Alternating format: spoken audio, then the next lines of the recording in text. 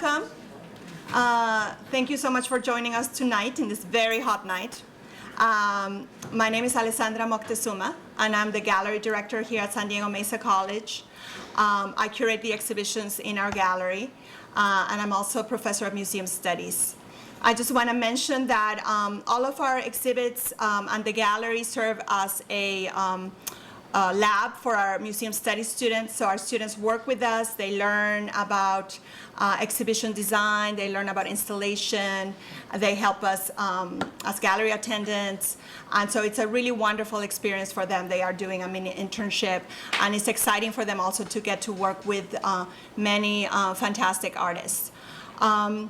I met Cathy Breslaw several years ago, so we've been planning this show for at least 2 or 3 years. Yes. I first saw her work at the Oceanside Museum of Art, and I was really struck by her exhibition because of the unique use of materials. And if you've been to the exhibition in the gallery, you see that she uses industrial materials, but gives them these organic shapes and a feeling of almost like underwater landscapes or constellations. I also really admired her work because I see her having almost a scientist vision. And so some of the pieces reminded me of somebody looking through a microscope and looking at cells, or somebody who's interested in optics and studies the waves of color. I also wanted to bring her work to the gallery because she adapts the materials so that soft materials like fabric become three-dimensional, or liquid materials become solid, like the piece that's on the floor done with acrylic and plaster. So the transformation of the materials was really unique and would be great for our students to learn. Cathy Breslaw is a prolific artist. She's exhibited her work all over the United States, and she is also a writer, interviewed many arts professionals here in San Diego, and also writes reviews for art scene and vanguard culture. So that's another way in that she's amazing, because she, besides being an artist, she also looks at art from that other side, from the observer, and relays that information to us. I am not going to talk anymore, but I want you guys to please give a warm welcome to Cathy Breslaw, and she's going to tell us more about her work.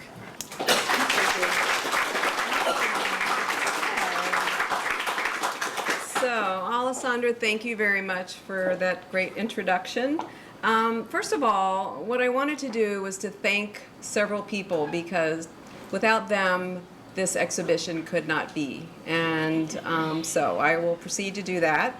I want to thank Jenny Armour for helping with the installation, the lighting, creating the invitation, the banner, the posters, and any number of helping things that she helped along with the exhibition. I want to thank Mara Nosland and Kevin Brown for helping with installation, Michael Gast for doing audio-visual video, and Neil, who is here, Batia, who's doing the video lecture tonight.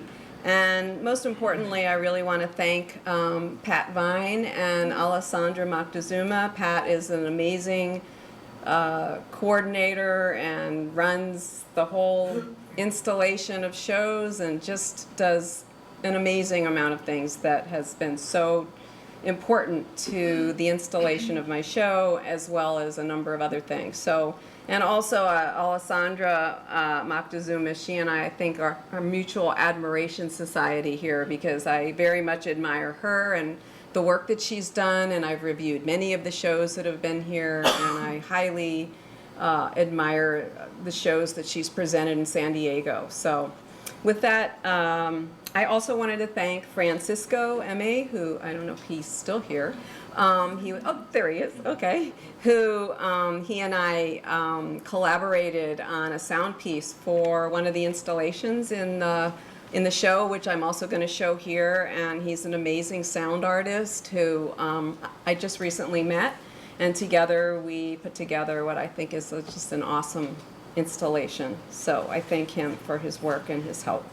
And lastly, but not less importantly, I wanted to thank my husband, Paul, who is a great support and has helped me a lot. So anyway, with that said, I'm going to start by talking a little bit about sort of my background. I'm going to be, it's the slideshow that I'm about to present is not linear. I don't start in the beginning and then go to the end.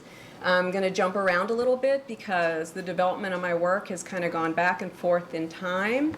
I started out as a painter many years ago. I've been showing my work professionally since the 1990s, and I have evolved from using water media, mixed media, into using 3D materials and transparent materials. So with that said, the first piece here that I want to talk about is in 2015, in April actually, I developed this piece, which is also in this show, called Dreamscape. And it's an installation that was inspired by the space that it was in. It's extreme. I don't know if any of you have been to the Francis Parker School, the James Allen Rose Gallery, but it's an amazing gallery space that's been around for 4 or 5 years, and it's got extremely high ceilings and lots of natural light. It's an artist's dream to create an exhibition in that space.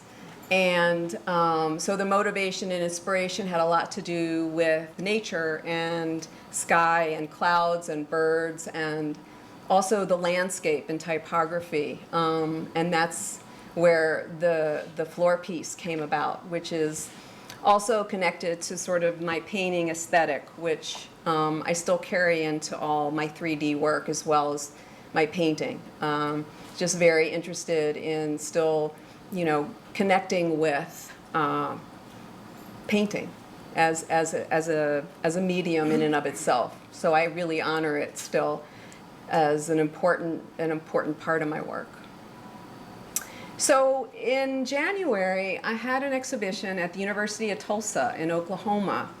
And I actually went there and did a lecture and worked with the students and had a wonderful experience. And after I left, I found out that the dance department had seen my show and really enjoyed it very much and wanted to, and were inspired by it and created their own dance piece called Physical Visions. The show was called Material Visions, and they did their own piece called Physical Visions. And it was just such an amazing thing for me because I've never had any group or any dance people that have gotten involved, but I kind of see the connection because a lot of my work has to do with movement and light. And I think that it definitely was a natural progression for the students. And so they developed a whole video, and they did the thing in like a couple weeks before the show came down. And so it's a wonderful thing. And if you wanted to see the actual video, there's like an 8-minute video. It's on YouTube under my name, Cathy Breslaw. So if you're interested, they put music to it, and it's really quite something. So this you may recognize. This is the piece that's here, Sensations, which is the piece that I collaborated with Francisco M.A. And this piece was inspired by a trip that we took last summer to Alaska. And Alaska is a very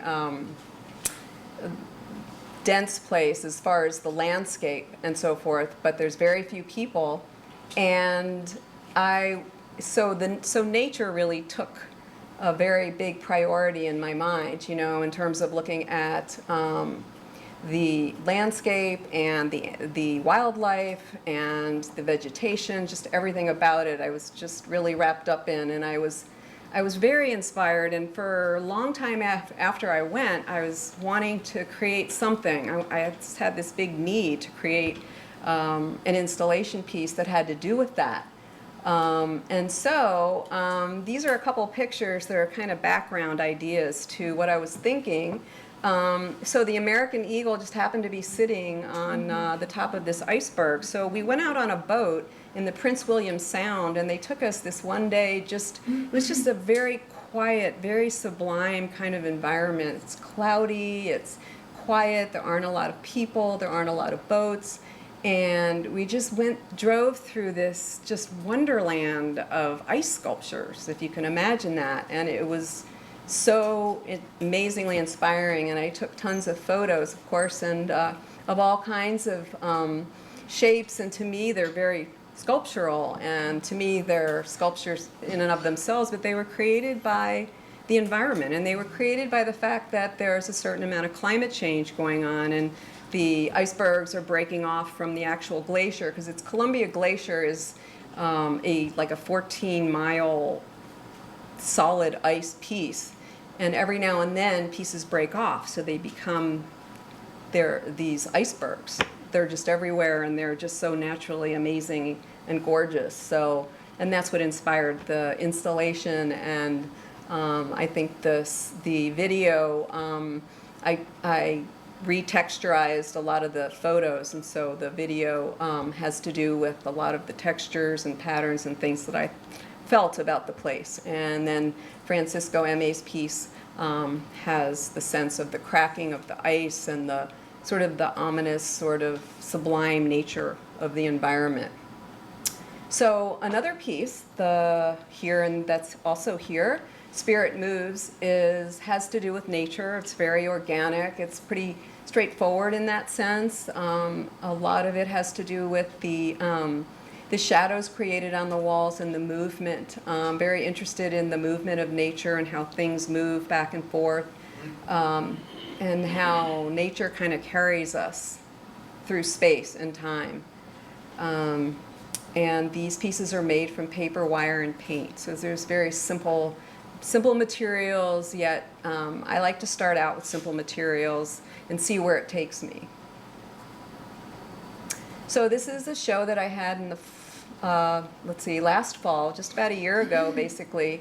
And this was called Contemplation at the Gotthelf Gallery at the Jewish Center in La Jolla. And the pieces along the back wall kind of fit in with the Spirit Moves piece, because it's hard to see in the picture, but they're leaning off the wall. They're mixed media pieces, and they were, the series is called Swept Away, and they have to do with just the nature of like things that are caught up in wind and moving, and they just kind of flow through space. And that's kind of the feeling I wanted to evolve from that. And then the yellow piece is more of a contemplative piece that has to do with introspection, and actually, since it was the Center for Jewish Culture, it has to do with the high holidays of Rosh Hashanah, which is a time of introspection and reflection. And so that piece has to do with that. This piece was, these pieces along that back wall are part of a large series, and there's a couple of these pieces in the show here. They're called Atmosphere, the series, and once again, it's the feeling of the atmosphere in which we live, and that was my basic idea in developing them. And I worked with several layers of spray painted pieces of the mesh, and layered them to create the idea is to create a feeling, a particular feeling, which is very much related to color field painting. So it's influenced by nature, but it's also influenced by color field painting, which has been around for a long time. So it's more of how someone might react to the experience of being with it. This is another installation called Above, Below, and Beyond. It was designed as a room installation for the Walker's Point Center for the Arts in Milwaukee. And it involved a suspended piece, but also there's reflective stickers on the floor that create kind of an abstract painting that you can actually walk on. And I don't know if any of you saw it, but I had this piece at Sparks Gallery in July to August. I don't know if anyone happened to see it, but this piece was displayed there for a month, and but it didn't include the wall pieces. So this was really more designed for a room installation. But It's kind of like very much nature oriented, like a canopy, kind of a canopy of organic feeling, but it also relates to painting. It's very much connected to painting.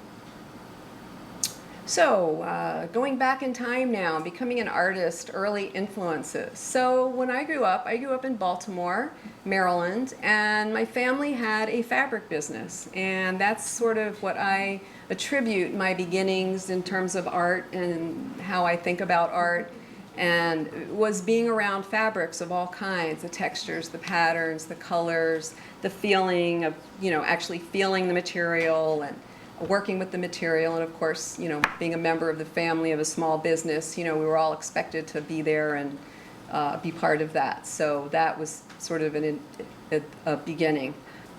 One of the early influences of my work as an artist was the work of Wassily Kandinsky. I've always admired his work because of the color and the movement and the rhythm. It's very musical, and I enjoy that. So that his work has always been extremely interesting to me, and he also had a big series of watercolor paintings that were very inspiring to me. So this is a piece I did in the early 90s, sort of at the beginning of my development as an artist in terms of using watercolor. So I was very interested in transparencies, and you can sort of see the connection in the work that I do now with the idea of layering and transparencies. And I was just developing and learning and, experimenting with the medium. And as time went on, I became also interested in calligraphy, not calligraphy, but calligraphic line work that is very present in Chinese and Asian painting and drawing, and became interested in that. So I, for a while, had developed an interest in that and did some work along those lines. And this piece very much has to do with light, illumination it's called, and this is a mixed media on paper.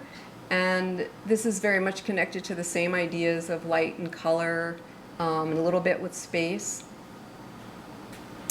So, research and development of my work. So, many years ago, actually the year 2000, I was looking to learn more, sort of develop my art more, and wanting to move forward with my work, and was not ready yet to go to graduate school. And so it was recommended to me to go see Roland Rees, who is a well-known painter and wonderful, wonderful artist in Los Angeles. And he was the founder of the Claremont Graduate School program for visual arts. And so he kind of took me under his wing, and I would go to his studio in LA like once a month. I would drag my work, and he would explain it, and we would talk about contemporary art. That's basically what we did. We talked a lot about contemporary art for like 4 years. I did that once a month.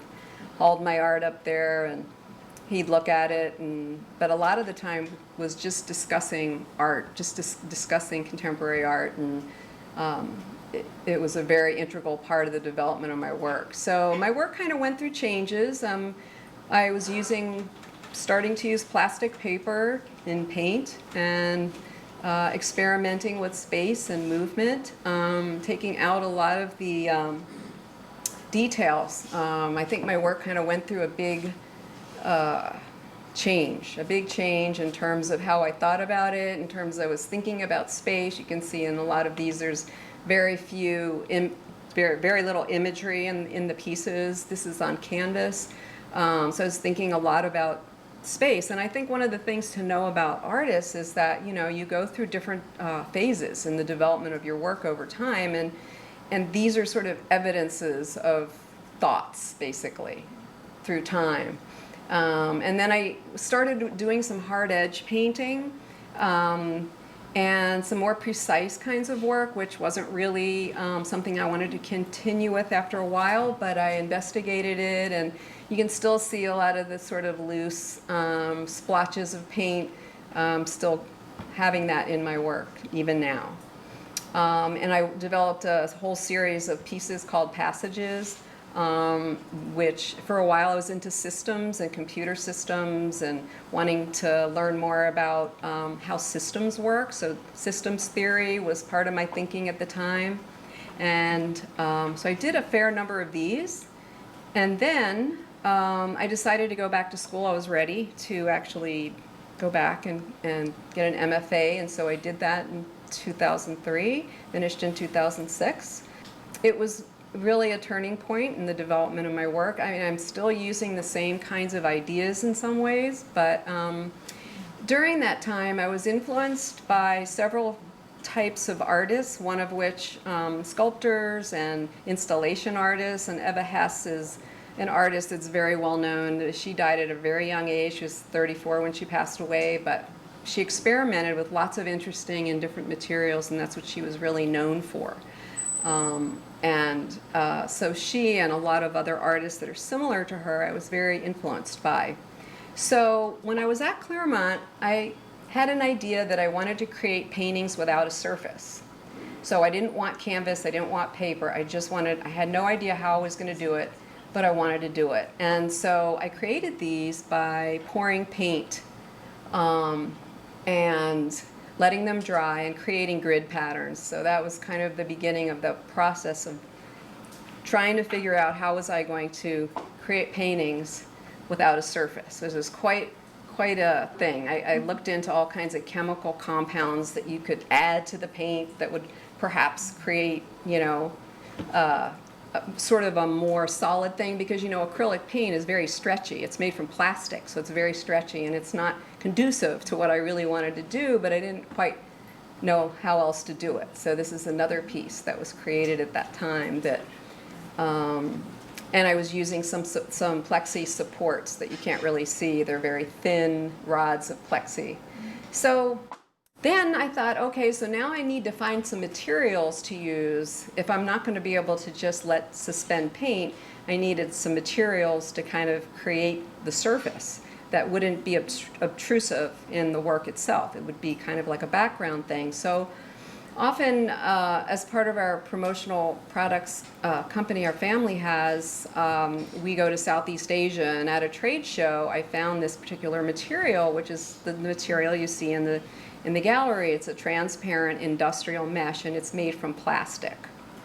And on this trip that we went, we actually visited this.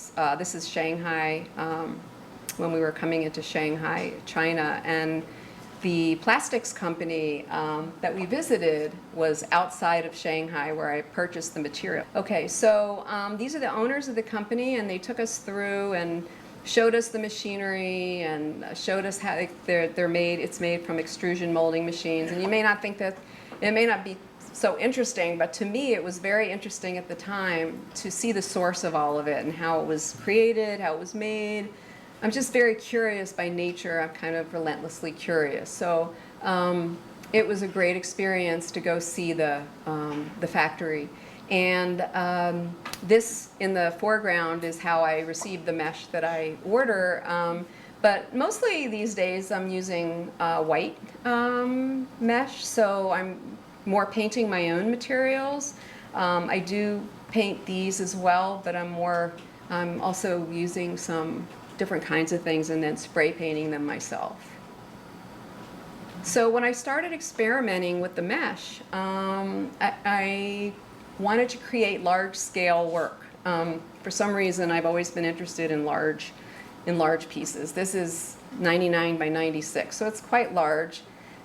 And the idea was to use the transparencies as I was involved with watercolor and acrylic and all the different transparent mediums. So I did a lot of layering, and this was one of those pieces. And you'll notice that there's a lot of shadows around the piece, and that's on purpose because I wanted to create more of a sculptural feel.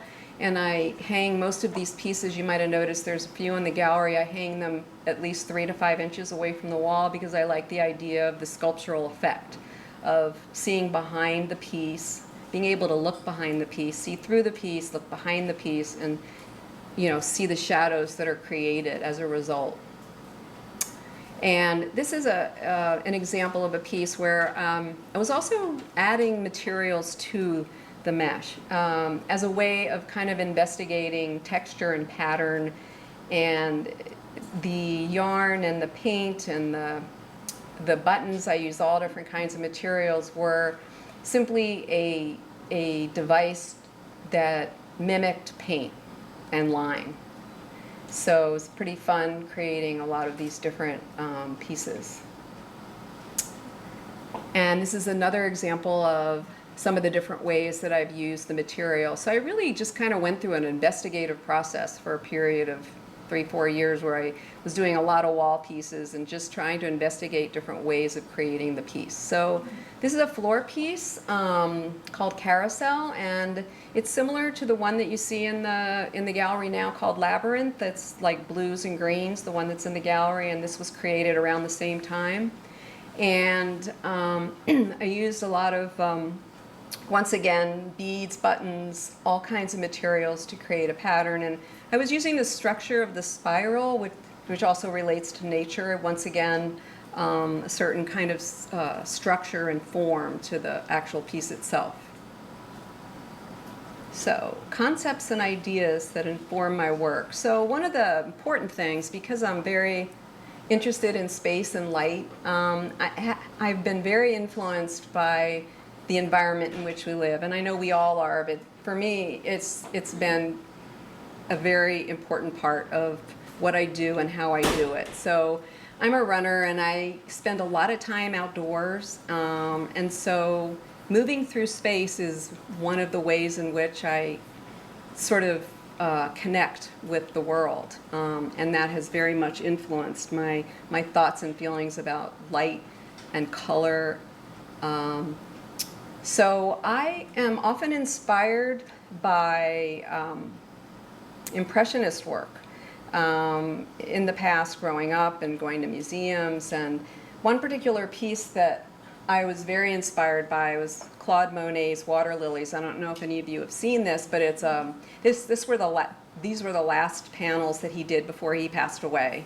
And he did this in the very last years of his life, and they were very different than his earlier work, and they were very much more abstract and dense and deep and very sort of spiritual to me. So and very meditative. So this was a very important piece to me, and I was looking to create a piece for a show that I had, which is also here, that I created for Soka University. I had a show there some years back, 2011 or 12 maybe, and I was very much inspired by that kind of work, the Impressionist work, and a meditative experience. And Soka University, I don't know if any of you have ever been there, but it's in Orange County in Aliso Viejo, and it's based on a Soka University is a Japanese-based university. It's a 4-year liberal arts college, got lots of students, but you definitely know you're not in America when you're on the campus there. It's very Asian, very Japanese, very meditative, very, very lovely environment, very different than almost any other kind of college or university I've seen. So I was very inspired and created this piece based on that.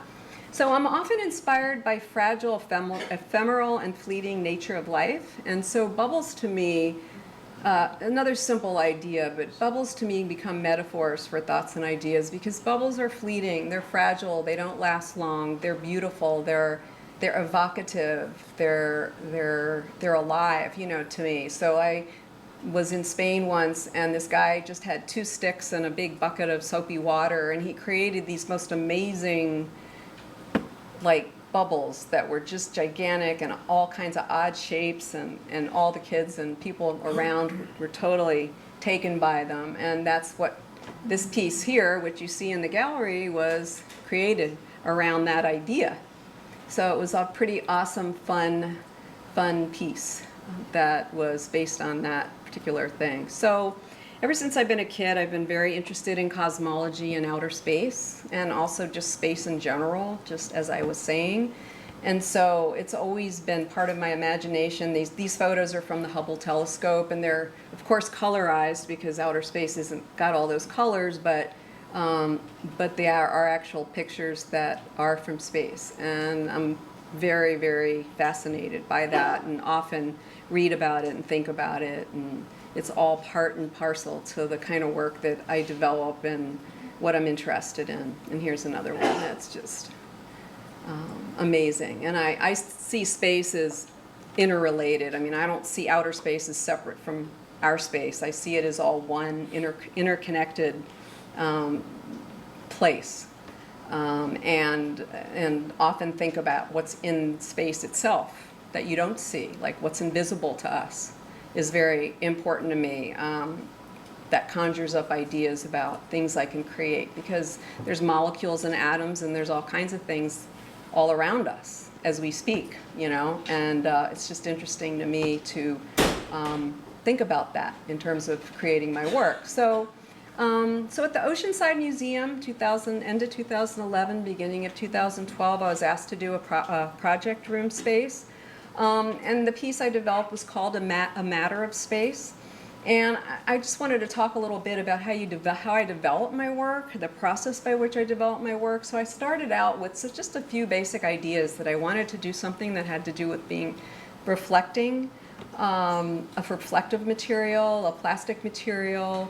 I do a lot of research. I do a lot of reading. I just did a ton of thinking and reading and all sorts of things. And one of the ways that I do that is that I start writing, and lots of times I'll just take big sheets of paper and start writing words down that are really important to me, or things that come to mind. I'll do research. For this particular project, I was doing a lot of research on I think it was the Higgs boson.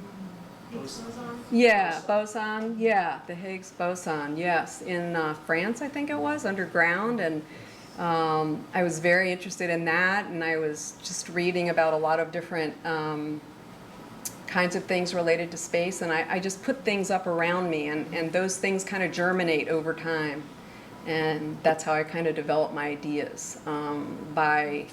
I don't expect to just sit down and go, okay, today I'm going to paint a this or a that, you know. It takes a long time for me to come up with my plan of action, and so these are some pictures from that particular show. It was kind of difficult to take pictures of the actual whole space because it was small, and I found it difficult to do that.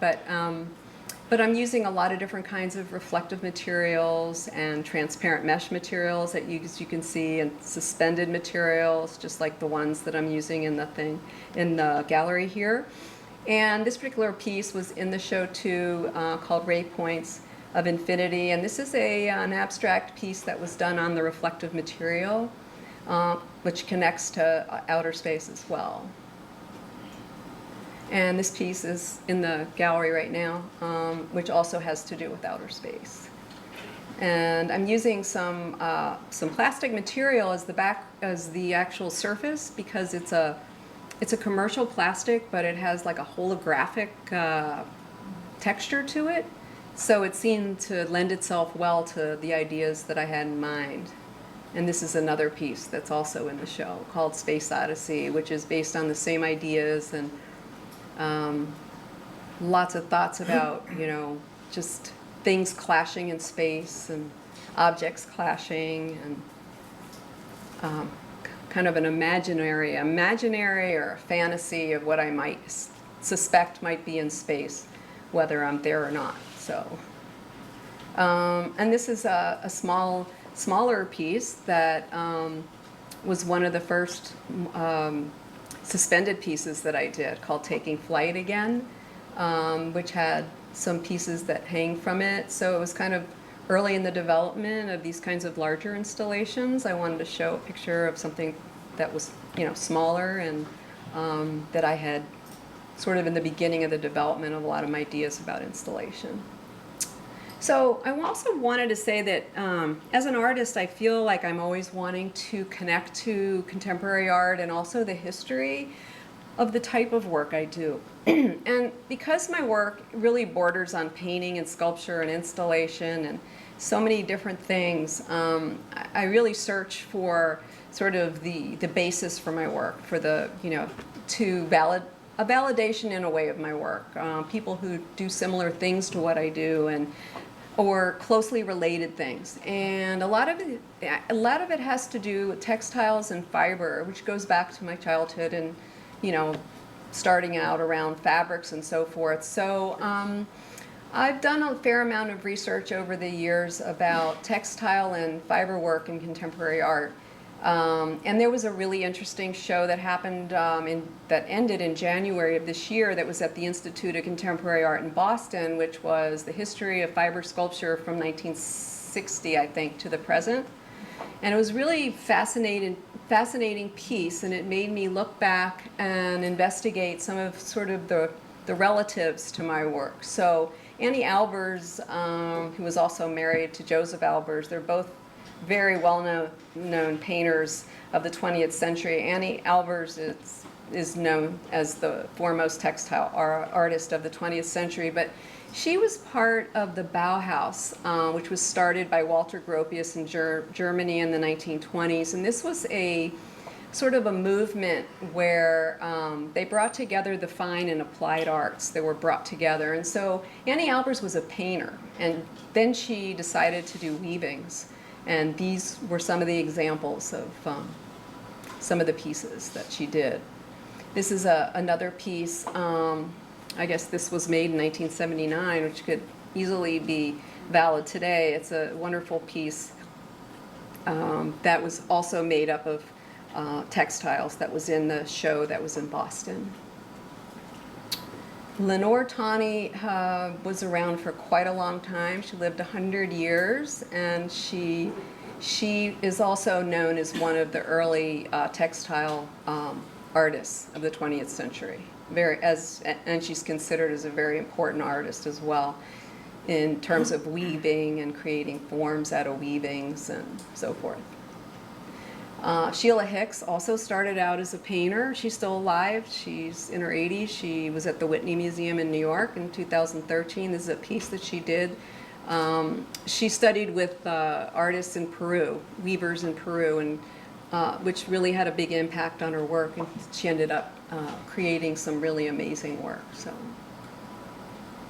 And this is this last piece is by Piotr Uglanski, who I hadn't been previously known his work, but this is a piece this is a giant piece. This is like a huge giant wall piece that he created in 2010, which was also part of this exhibition in Boston. So these are kind of some sort of the basis that form some of the basis of the history of my work. So a lot of times I'm very addicted to reading quotes, and I have them all around my studio. I mean, one of the things I do to just keep it going a lot of times is to put familiar things that are important to me around me. So I wanted to leave you with this because I thought this was a quote by famed photographer Ansel Adams in a letter to his best friend Cedric Wright, 1937. Art is both love and friendship and understanding, the desire to give. It is not charity, which is the giving of things. It is more than kindness, which is the giving of the self. It is both the taking and giving of beauty, the turning out to the light, the inner folds of the awareness of the spirit. It is the recreation of another plane of the realities of the world, the tragic and wonderful realities of earth and man, and all the interrelations of these.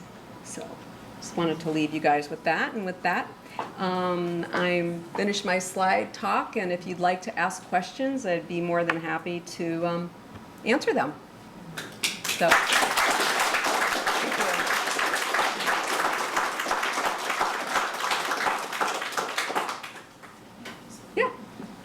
The question has to do with how do I move my installation pieces when they go to another show?